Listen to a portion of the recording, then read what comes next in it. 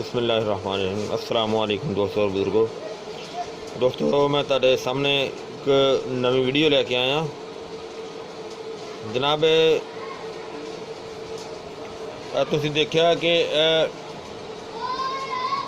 टिंडे की एक किस्म है, लेकिन अल्लाह ताला की शान है। देखो कि अल्लाह ताला ने एक इस दे उत्ते कैसे कैसे रंग बना छड़े ने।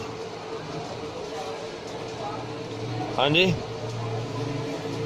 ये एक टिंडिया की किस्म है। एक टिंडिया दे एक क्योंकि टिंडे ये किन्नियां किस्मां दे हुंदे ने। ये एक कद्दू दे नाल हल्की फुल्की मिलदी हुई होया इसका एक जोज हुंदा है, तो इनू बतौर तरकारी जरा ना वो खाया जाता है, यानी कि इसका सालन बना के तो इसनू इस्तेमाल किया जाता है। इनका रंग जड़ा है, कलर जड़ा इसका वो एक सब्जी माइल भी होंदा है, जिस तरह के यह चीज़ है। यानी कि बाज़ औक़ात इस तरह होंदा है कि एक कलर दे विच भी होंदे ने, बाज़ औक़ात एक गहरे कलर दे विच भी होंदे ने। और इस तो इलावा ਜਿਹੜੇ बिल्कुल इस तरह गहरे कलर च होंदे ने वो प्योर देसी किस्म के टिंडे होंदे ने। उन्हां दा जायका जिहड़ा इन्हां दी बनिस्बत ज़्यादा अच्छा होंदा है,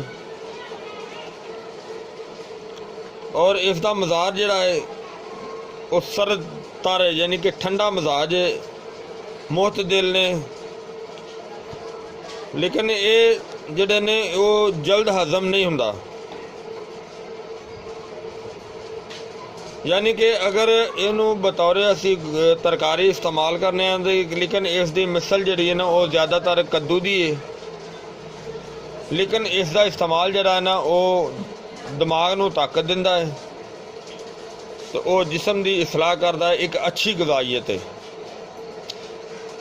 तो ये देखो एक अल्लाह ताला की शान है कि एक हर चीज़ दे विच अल्लाह ताला ने कुछ ना कुछ खूबी जरूर रखी है। कुछ चीज़ां ऐसियां इस्तेमाल असी करने कि जिन्होंने सानू उसदियां खूबियां का नहीं पता होंदा, लेकिन इंशाल्लाह कि वो सानू फ़ायदे बहुत ज़्यादा देंदी है।